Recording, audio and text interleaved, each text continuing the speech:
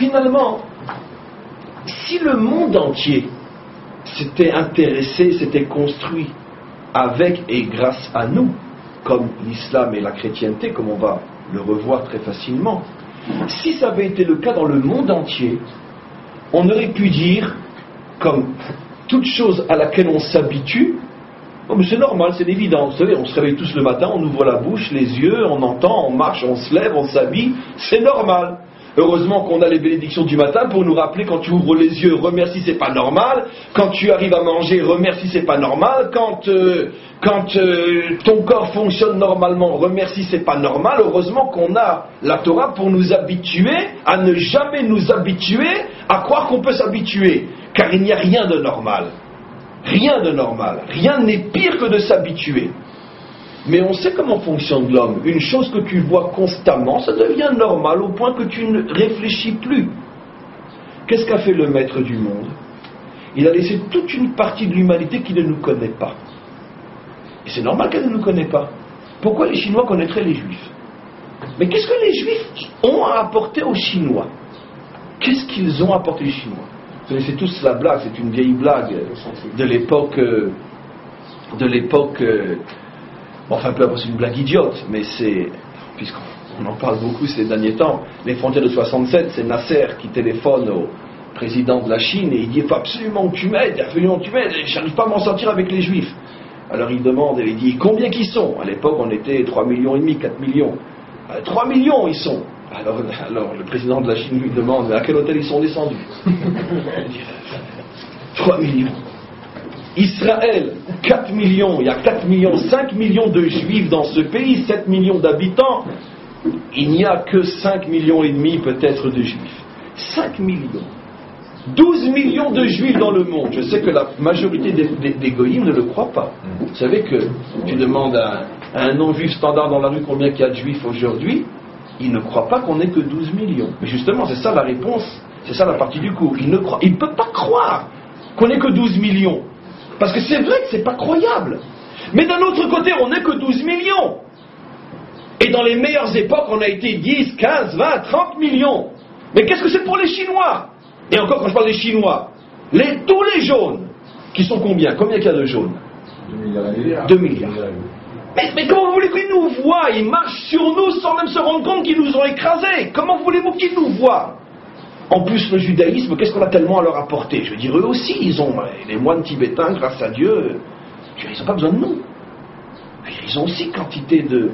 Et on parle maintenant des Asiatiques, mais rajoutons aussi les Indiens. Si on rajoute les Hindous, ça fait combien? Alors on est à combien?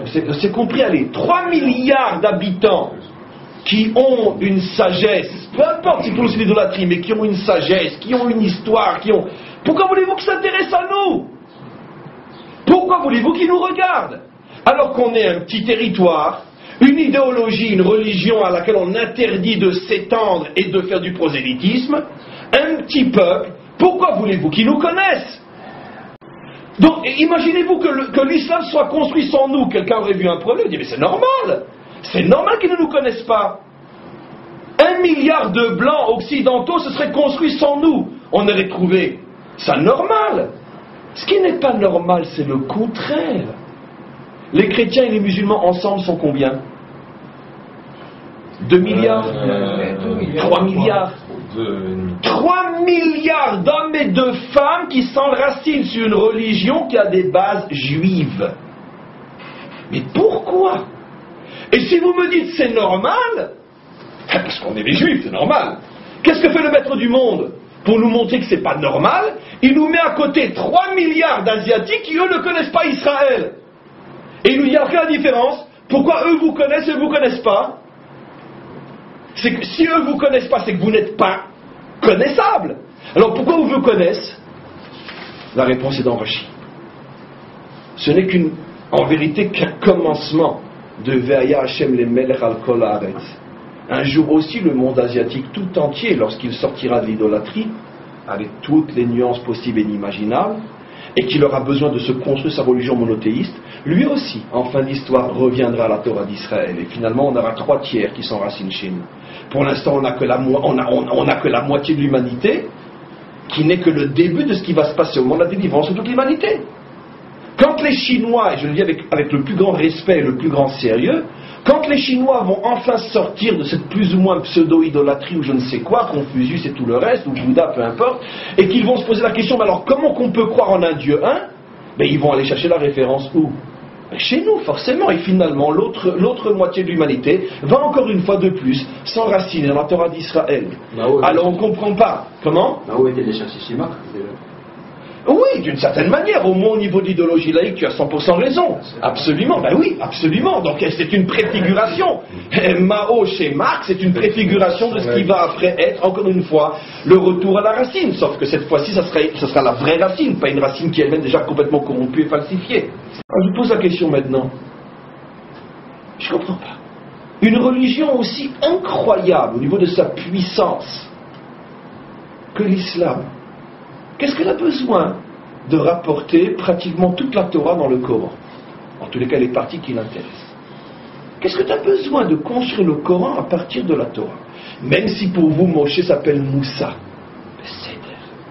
Mais le texte, à part ce que vous dites que nous avons transformé, que vous avez rétabli, comme le sacrifice d'Ishmaël ou le sacrifice d'Yitzhak, peu importe, on vous l'accorde. Allez, très bien. C'est le sacrifice d'Ishmaël et pas le sacrifice d'Yitzhak. On est des menteurs, tout le monde le sait, c'est connu et sévère.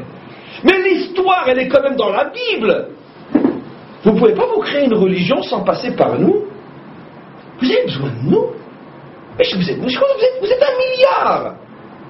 Et même à l'époque où vous avez commencé, vous étiez déjà des millions. Quand l'islam a commencé, elle s'est adressée à un public de centaines de millions, un potentiel.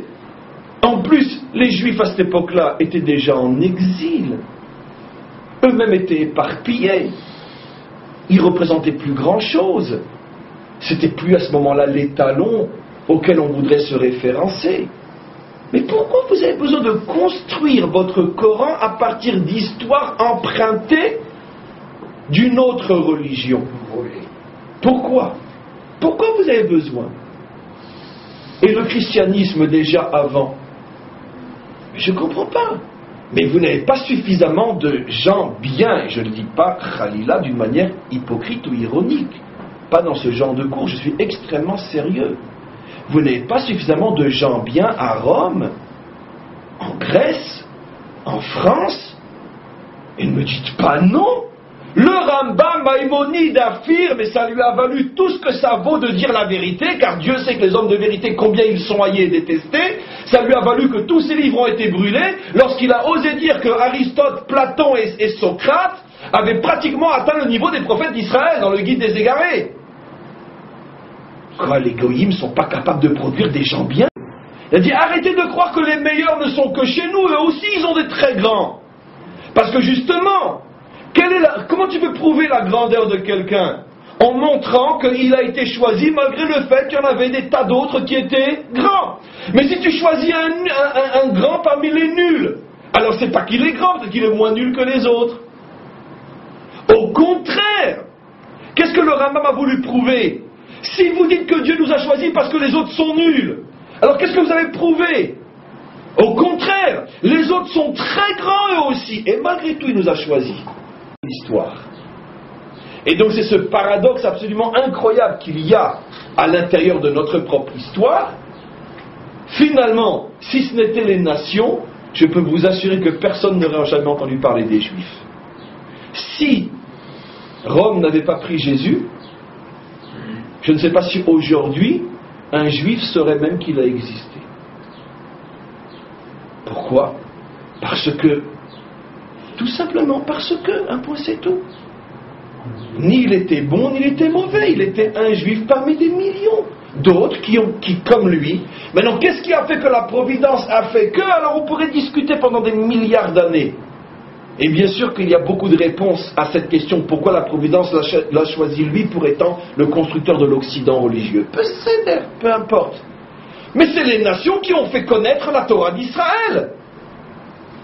Et de même, si Mahomet n'avait pas eu un scribe juif, comme on le sait, qui a été son grand inspirateur, et que quand Mahomet a commencé à vouloir fonder une religion, toute son éducation lui avait été donnée par ce scribe qui lui avait raconté toutes les histoires de la Bible des Juifs, Si ça n'avait pas été cette relation avec ce scribe, eh bien il n'aurait pas fait rentrer des histoires bibliques dans le Coran, parce que c'est absurde. Mais qu'est-ce que l'histoire de la Bible fait dans le Coran?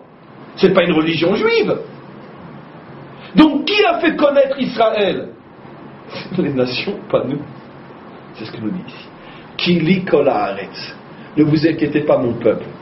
Vous, je vous mets dans une situation où personne ne vous connaîtra jamais, mais vous inquiétez pas, les nations vont se charger de vous faire.